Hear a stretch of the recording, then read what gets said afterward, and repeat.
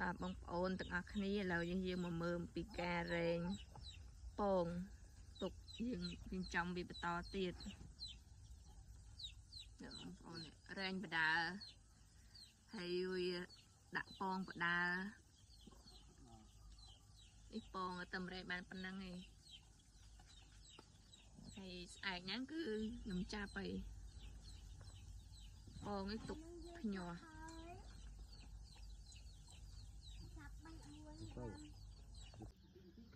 បងប្អូនអានេះយើងអត់ទាន់រែងណាវាពងដាក់ដប់លើហ្នឹងអាហ្នឹង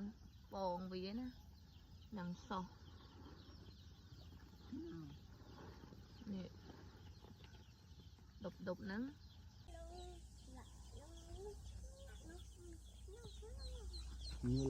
នេះពីរបៀបរែង